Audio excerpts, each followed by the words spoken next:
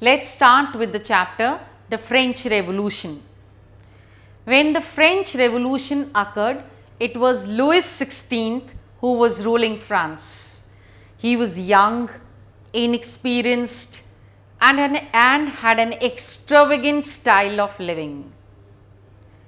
Besides, he had actually inherited an empty treasury from his forefathers. So, this all added to the troubles which were already there in France. But let us see the main causes which were responsible for the outbreak of the French Revolution. The first cause is the division of society. The French society was divided into three states: the first estate, the second estate and the third estate. The first estate belonged to the clergies, that is the religious head.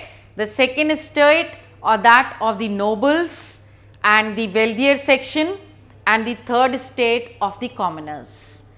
And the first two estates did not pay any taxes, and all the burden of running the estate and the expenses of the state had to be borne by the third estate. So, this division of society, wherein the first two estates actually enjoyed all the privileges and led a very comfortable living, and the third estate, which hardly had any money and had to pay all the taxes, gave rise to the French Revolution. Financial condition of France. The financial condition of France at that time was also deplorable. The long years of France had made its treasury empty, and also the style of living at the court, that is the maintenance cost of the court, was very high.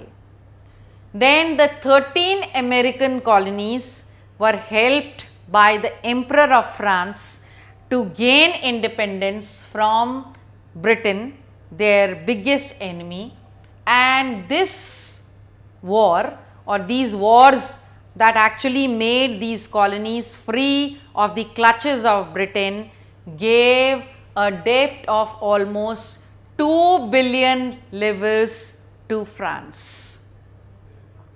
Therefore, all this added to the deplorable condition of France. The creditors started levying an interest of 10% on the capital that they gave to the nation. So, all this was adding up, piling up to the problems which were there in France. Next is the taxes. As we already know, the third estate paid all the taxes. So, whether it was the tithe or the tal or the other indirect taxes, all the taxes had to be given by the third estate. The people protested against these taxes which gave rise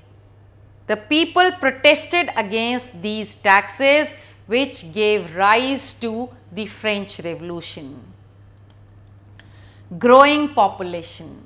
The population of France at that time started growing very rapidly, and the production of food grains could not match to the growing population, which led to the high prices of the food grains, and also the wages were low, so people could not buy the food grains, and all this led to subsistence crisis in France.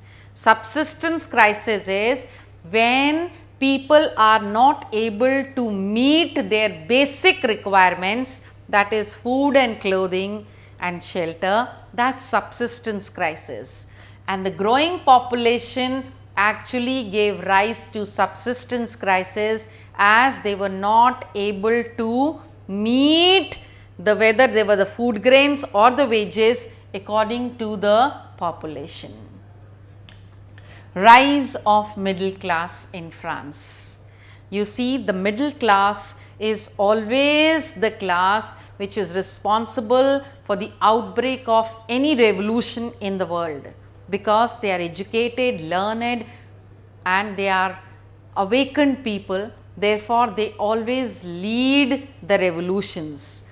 And here too, the middle class, which comprised of the merchants, lawyers, teachers, all of them suddenly became awakened of the fact that since they belonged to the third estate, they were paying all the taxes and they did not have any privileges, though they were better educated than the first two estate. And this awakening in the minds of the middle class, or rather the growing of the middle class, gave rise to the French Revolution. Next is the philosophers. So, the philosophers at this time, whether they were Locke, Montesquieu, Rousseau, all of them gave different ideas to the French people. Some said that actually the powers should be divided, the legislature, executive and judiciary should be in different hands, and some said that there is always a social contract between the ruler and the ruled, and therefore all this gave the people a new thinking. They understood that they were not actually living in a society which was giving them all the rights and privileges, and the philosophers made them understand that if they have to live in a society which is a welfare society, they will have to actually throw their monarch out and bring another society or another government which can look after the needs and aspirations of the people.